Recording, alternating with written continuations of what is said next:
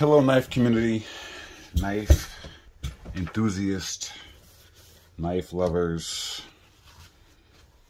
interested people, and people who are interested in knives. Folder here. I'm going to do a review today on the TwoSun TS229. Yeah, so I bought this some time ago in the secondary market, and I admit I got it because I liked the way the knife looked, period.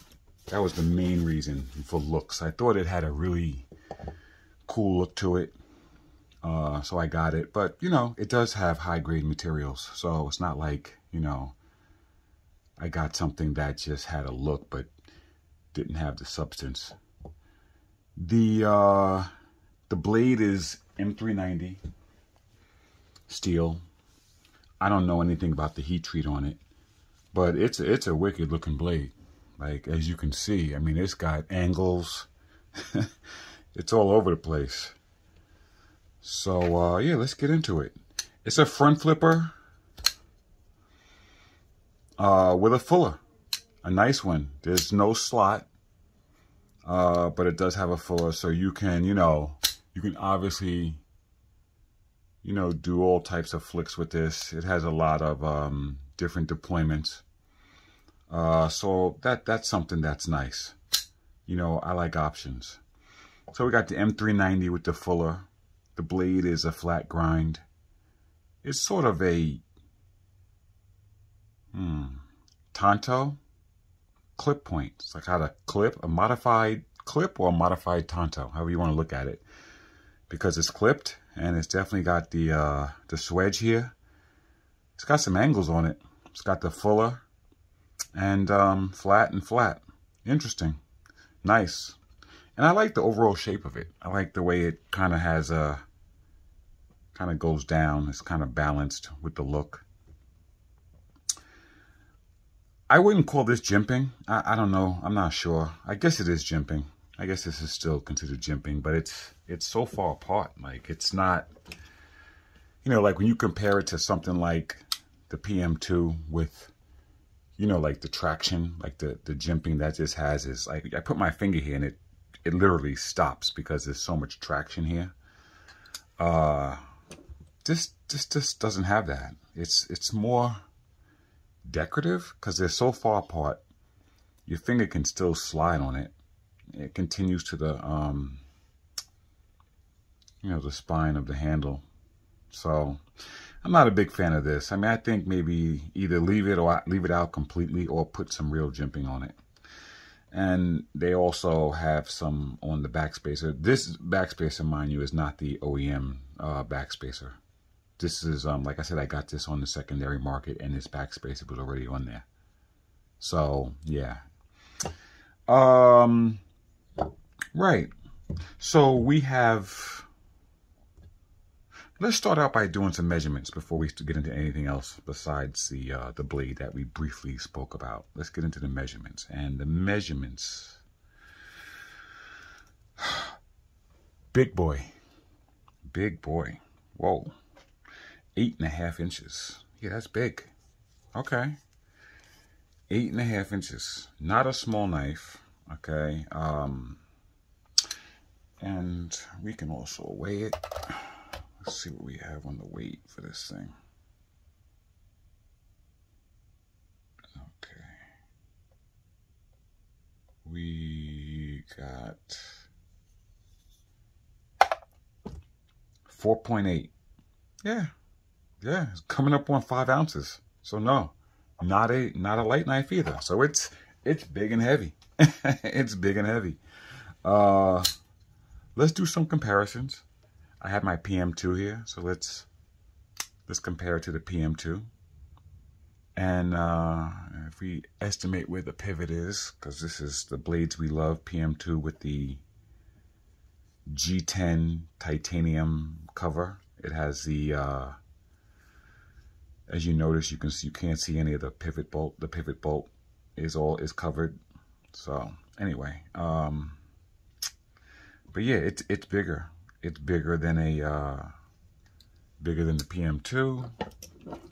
Let's see. Also, let's do the Demco 80 20.5, and this is in a Wharncliffe, which is basically shark's foot Wharncliffe, which is a shorter, which is a smaller knife than the clip point in this. So it dwarfs this, much bigger than the Demco.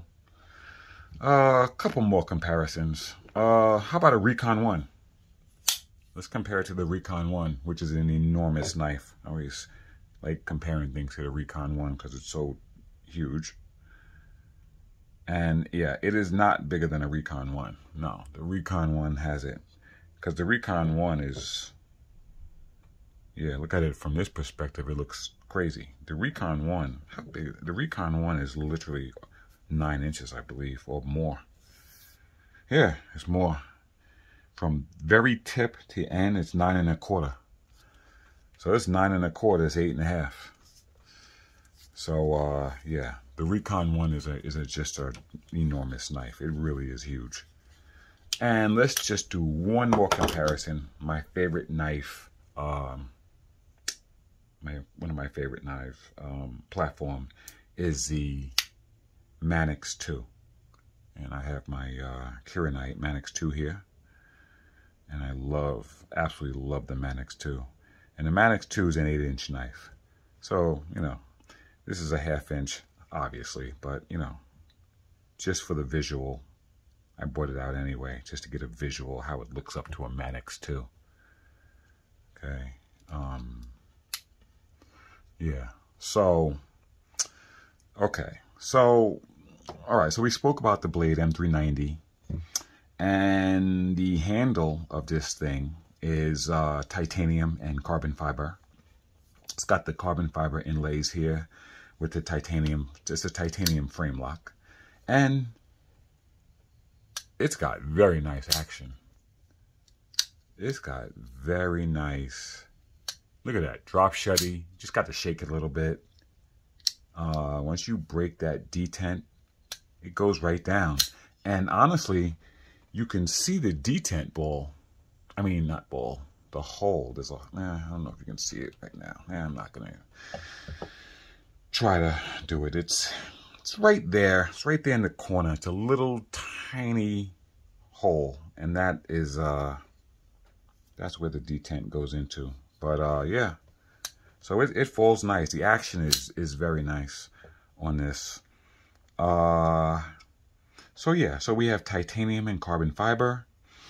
We have T8s in the back.